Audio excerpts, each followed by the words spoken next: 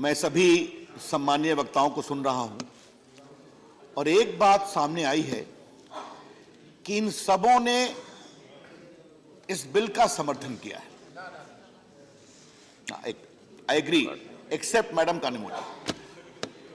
माननीय Derek O'Brien साहब ने समर्थन किया या नहीं किया यह पता नहीं चला, लेकिन मैं मानता हूं कि वो भी समर्थन में। लेकिन सभापति जी, सब लोगों ने समर्थन तो किया, लेकिन उसके बाद लेकिन, अब इस लेकिन पर मैं बाद में आऊंगा। माननीय आनंद शर्मा जी ने संविधान की भावनाओं की चिंता की, अच्छा लगा। जवाहरलाल नेहरू जी की चर्चा की, वो भी अच्छा लगा। लेकिन और अच्छा लगता अगर साथ में आप सरदार पटेल, मौलाना आजाद, राजेंद्र प्रसाद की भी चर्चा कर दिए होते, जिन लोगों ने भी इस पूरे, अब मैं आई एम नॉट यील्डिंग अच्छा ठीक है, I am not yielding no sir, I am not yielding, he is not yielding Anand ji, he is not I am not yielding, I am not please, he is not sir, I am not yielding sir. जब आप समय की बात कर रहे हैं, ठीक है, आप दीजिएगा बाद में। मैंने सिर्फ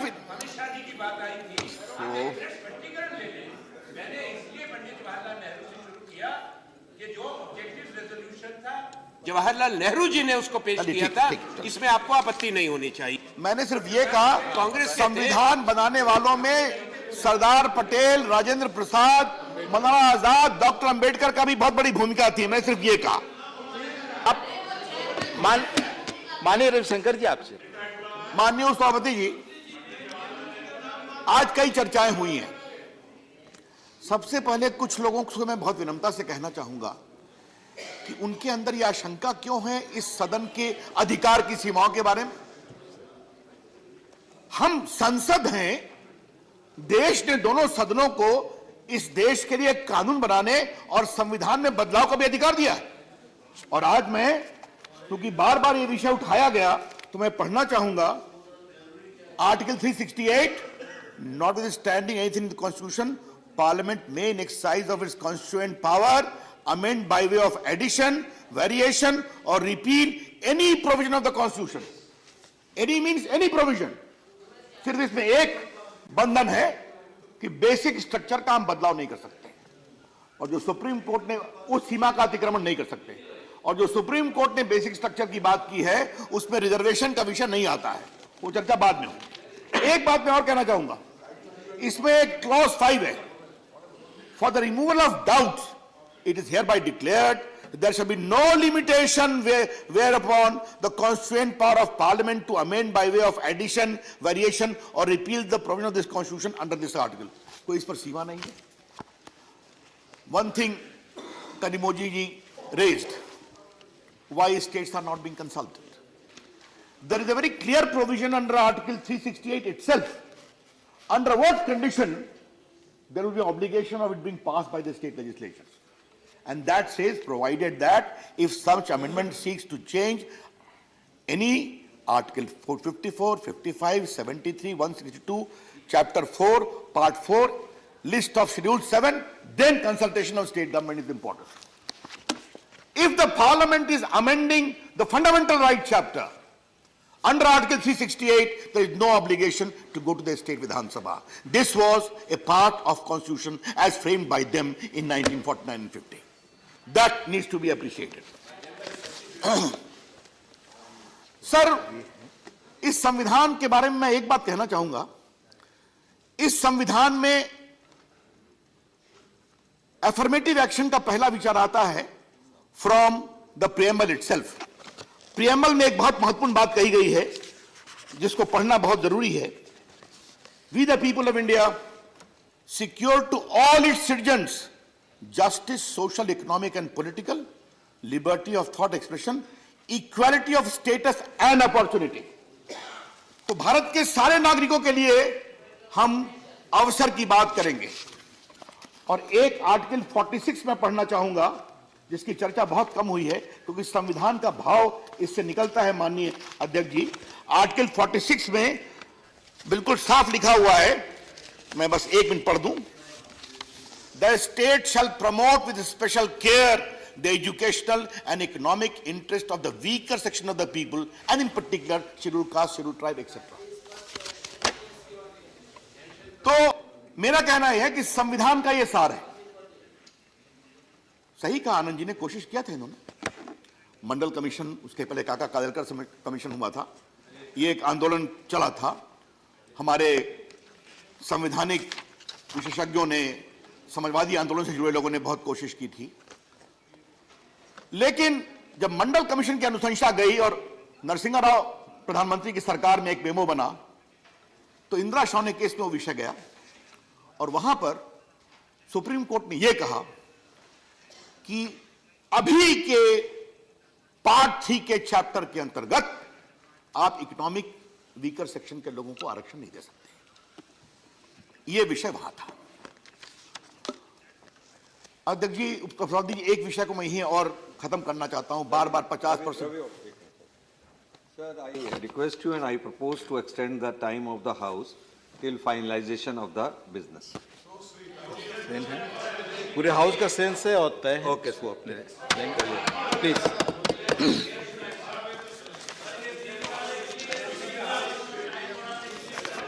सर, ये बात बार बार आ रही है कि 50%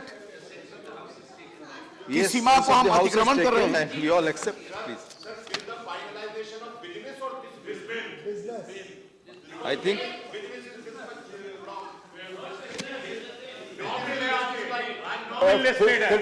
13 bills. Bill or all the business of today. Sir, मैंने जो बोला है वो till the finalisation of the business बोला है, पर अगर कोई बिल नहीं करना है तो कोई बात नहीं।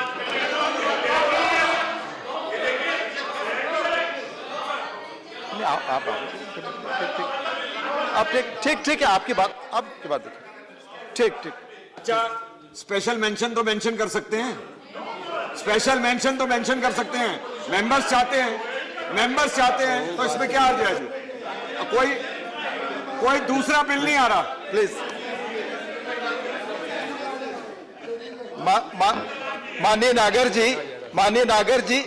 माननीय नागर जी, आप सदस्यों के बीच से ये प्रस्ताव आया कि अंत में जो स्पेशल मेंशन हो करा दिया जाए, वो प्लीज। हाँ, ले करा देंगे, प्लीज। सर, यह विषय सुप्रीम कोर्ट के सामने आया।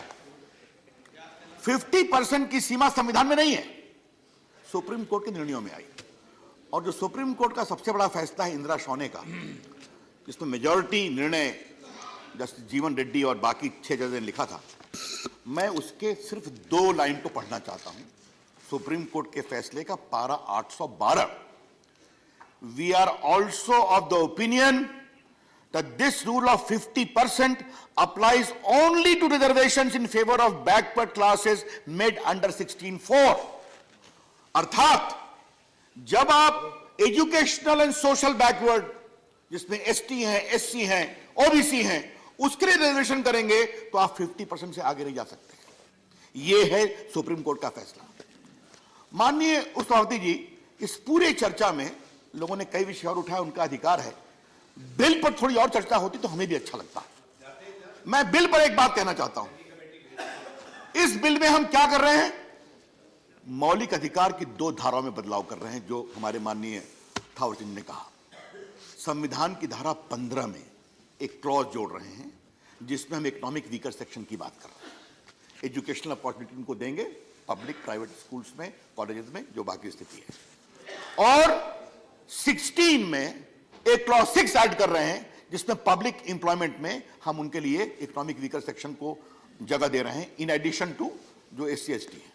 और सबसे बड़ी बात क्या है इस बिल में, कि अभी जो एग्जिस्टिंग रिजर्वेशन है एससी एसटी और ओबीसी के लिए, वो बरकरार रहेगा, उसको जहां भी नहीं छू रहे हैं, एज इट इज रहेगा।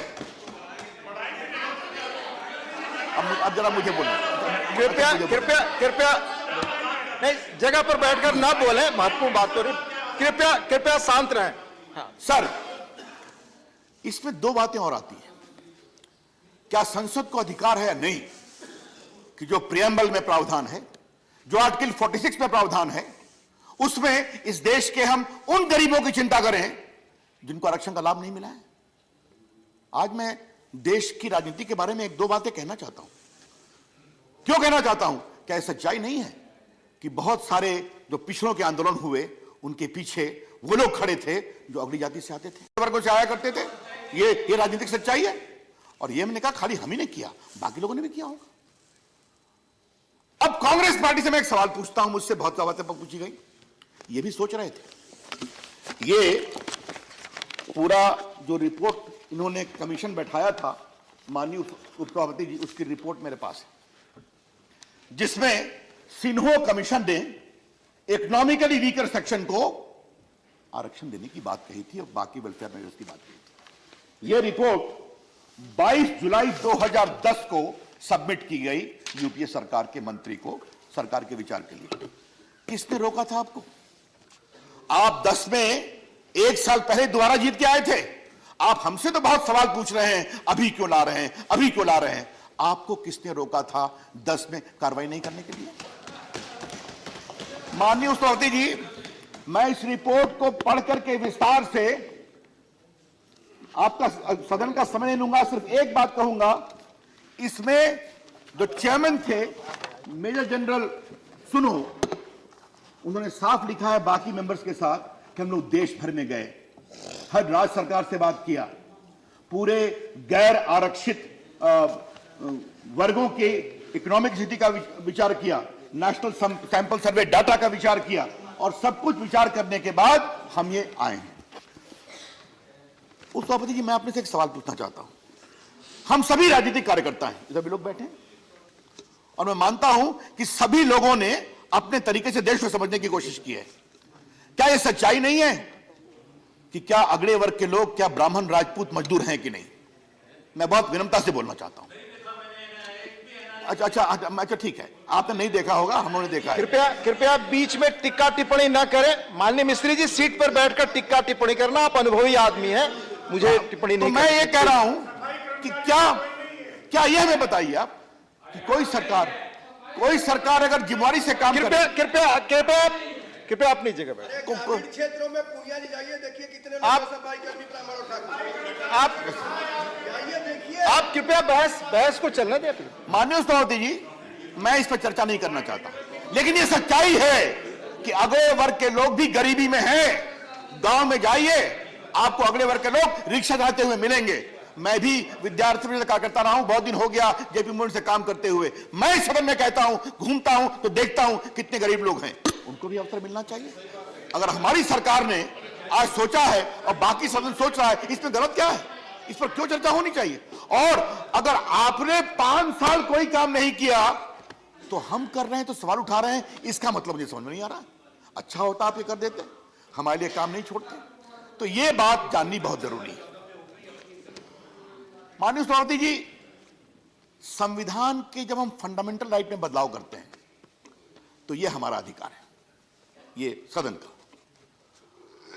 अभी तक जो संविधान की सोच थी उसमें क्या था कि जो सामाजिक रूप से पिछड़े हैं, जो शैक्षणिक रूप से पिछड़े हैं, उनको आपने आरक्षण दिया, और जो हमारे अनुसूचित जाति अनुसूचित जनजाति के लोग हैं उनको वो भी आरक्षण दिया और उनको राजनीतिक आरक्षण भी दिया।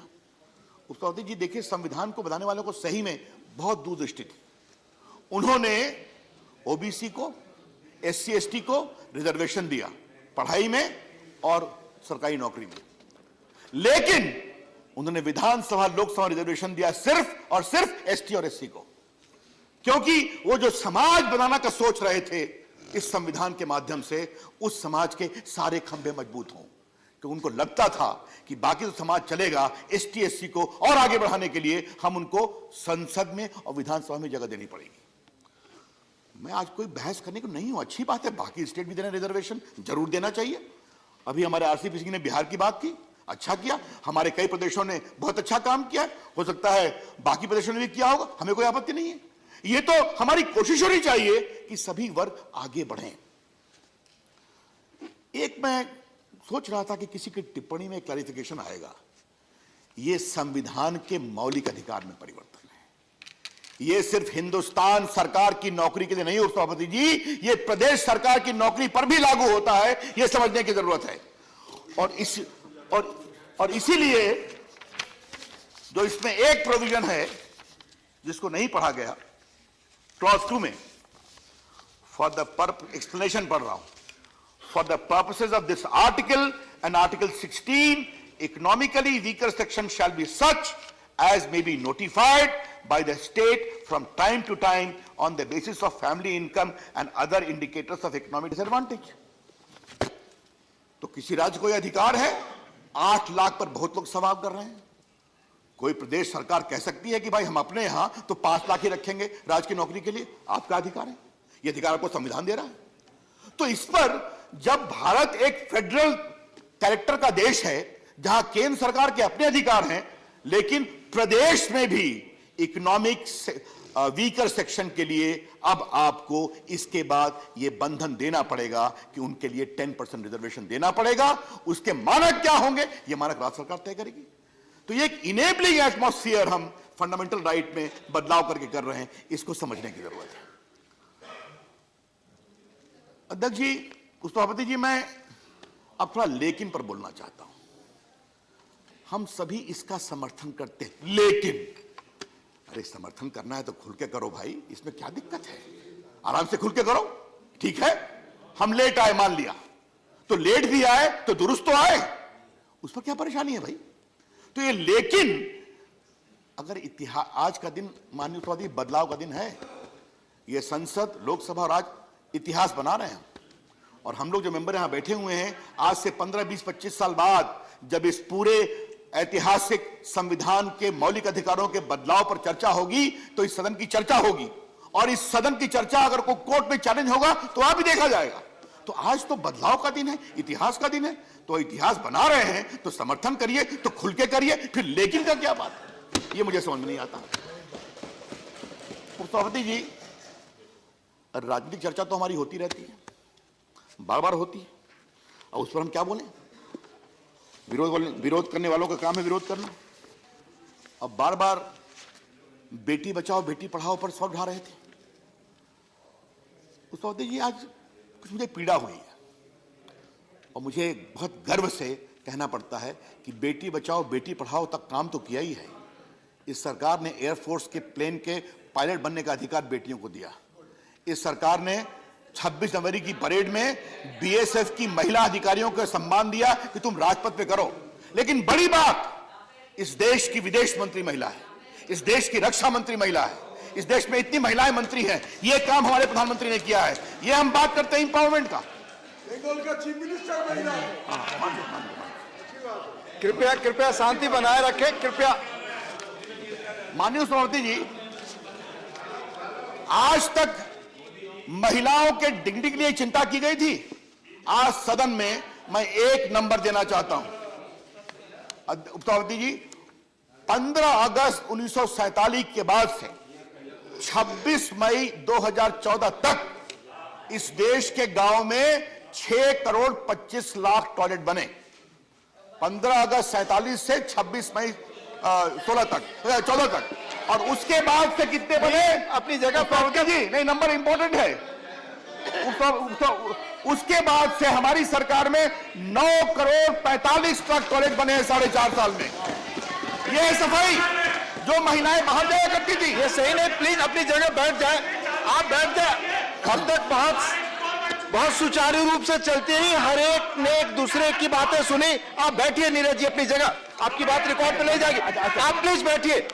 जो महिलाएं पहले खुले में जाया करती थी शर्मिंदगी के साथ, रात के अंधेरे में जाती थी, नरेंद्र मोदी की सरकार ने उनकी चिंता की है। यह है महिला सशक्तिकरण। आज ये देखिए, जो मैटरनिटी लीव है उसको हम लोगों ने 6 मंथ बढ़ाया है। तो आज में ये जो पूरी मुद्रा योजना है, इसमें 15 करोड़ 26 करोड़ लोगों को हम लोगों ने लगभग 7 करोड़ 30 लाख 7 लाख 30 करोड़ रुपए दिए हैं। 7 करोड़ 30 लाख करोड़ रुपए दिए हैं। इसको लेने वालों में 74% बेनिफिशियरी वुमेन है, एसटी है, एससी है, माइनॉरिटी है। तो ये तो जमीन पर दिखाई पड़ रहा है। अब हमारे बड़े अंतरंग मित्र डेरिक बाबू ऐसे शब्द का प्रयोग किया कि मैं उसको दोहराऊंगा नहीं, लेकिन उसमें आपने कई इंडिया की चर्चा की, उसमें कुछ इंडिया मैं देखता हूं। उन्होंने डिजिटल इंडिया का भी एक नाम दिया। माननीय सभापति जी, हमने 33 करोड़ बैंक अकाउंट खोले, उसको आधार से जोड़ा और मोबाइल से जोड़ा और वेलफेयर मेजर लोगों के बैंक अकाउंट में भेजना शुरू किया और 90,000 करोड़ रुपए बचाए। ये हमने करके दिखाया है। आपको मैं बताऊं, हमने डिजिटल इंडिया में लोगों को लिटरेट कर रहे हैं।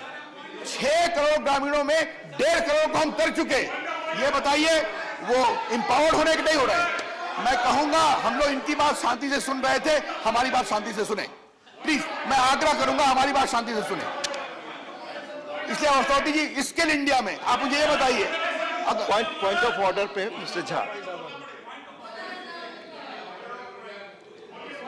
Sir, point of order, 240, which says the chairman having called the attention of the council, repetition and irrelevance. अच्छा, Irrelevance and repetition. The matter is on. Point of order नहीं है, आपका पॉइंट ऑफ ऑर्डर नहीं है, please आप please complete करें। माननीय सभापति जी, मुझे एक बात, पॉइंट ऑफ ऑर्डर उठाने वाले दिल्ली विश्वविद्यालय के बड़े विद्वान प्रोफेसर हैं, अच्छी बात है, हमारे हाउस के मेंबर हैं, मेरे मित्र भी हैं। जब मैं इसकी चर्चा करूं तो वो रेलेवेंट है और जब विपक्ष उसकी आलोचना करे तो वो रेलेवेंट है।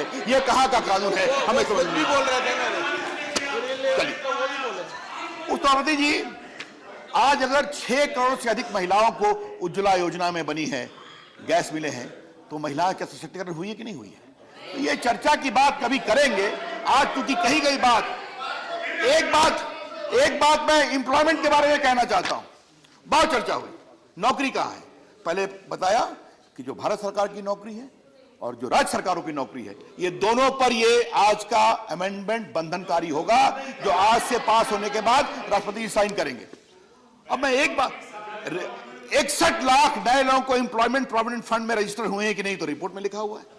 रेलवे में 1,30,000 तक की नौकरी प्रोसेस में है कि नहीं, मुझे आप बता दीजिए। आज हमारे मोबाइल मैन्युफैक्चरिंग में उनके समय में 2 फैक्ट्री थी, आज 127 फैक्ट्री हो गई है। लगभग 5 लाख लोगों को नौकरी मिली है कि नहीं मिली, मुझे बताइए आप। मुद्रा की बात मैं आपसे कर चुका। आप मुझे ये बताएं कि आज देश में डिजिटाइजेशन हो रहा है, डिजिटल पेमेंट दुनिया देख रही है, उसमें लोगों को नौकरी मिल रही है कि नहीं मिल रही है? सड़कें बन रही हैं, अधिक उनकी तुलना दुगनी बन रही हैं, तो लोगों को नौकरी के अवसर मिल रहे हैं। प्रधानमंत्री के आवास योजना से हो रहा है कि नहीं? आज हवाई चप्पल पहनने वाला विमान में उड़ रहा है क्योंकि नए नए विमान के अवसर आ रहे हैं। नौकरी को मिल रही है कि नहीं मिल रही?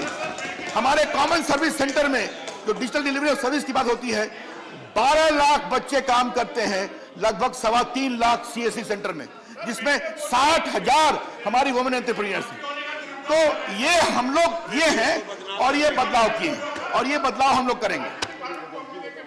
सभापति जी, इस पर मैं और ज्यादा चर्चा नहीं करूंगा। मैंने थोड़ी बात इसलिए कही कि डेरिक जी ने बहुत शब्दों का, हम लोग बहुत बोल सकते हैं, उसके लिए अगले अवसर पर हम बहस करने को तैयार है, जब बजट आएगी और राष्ट्रपति जी का अभिभाषण होगा तो धन्यवाद भी सब आएंगे। लेकिन एक बात हमसे पूछेगी कि अभी क्यों लाए हो, इसका जवाब देना जरूरी है। ये बताएं, अगर आप समय से नहीं लाए, हम आपके लिए लेट से ही लाए, तो इस पर हमसे हमें हिम्मत तो दिखाया। नरेंद्र मोदी की सरकार की हिम्मत है कि गरीबों के हर वर्ग के लिए सबका साथ सबका विकास की हम चिंता करते हैं। लेकिन डेरिक बाबू क्रिकेट को काफी चिंता करते हैं उसकी, कई बार उनका क्रिकेट का आजकल देख रहे हैं कि उनके बचपन की कहानियां बहुत आती हैं, अच्छा लगता है हमको सुन करके। हालांकि उनके बाकी कहानियां में बहुत है, वो भी हमको मालूम है, इंक्लूडिंग इस your days of the great quiz master, but वो चर्चा बाद में करेंगे। उपसभापति जी, क्रिकेट में छक्का स्लॉग ओवर में लगता है, मालूम है ना आपको? जब मैच क्लोज होता है तो छक्का लगता है। तो अगर आपको उसी पर परेशानी है तो ये पहला छक्का नहीं है, और छक्के आने वाले हैं। वो विकास के लिए आएंगे, बदलाव के लिए आएंगे, ट्रांसफॉर्मेशन के लिए आएंगे, और हारने की बात तो जनता तय करेगी। आपको हमारा आज से नहीं 14 से हमारे खिलाफ है। हमारा पूरा विश्वास है जब भी चुनाव होगा, देश की जनता एनडीए, बीजेपी और नरेंद्र मोदी की अगुवाई में भारी बहुमत दोबारा देगी, हमारा बड़ा विश्वास है। बहुत बहुत धन्यवाद।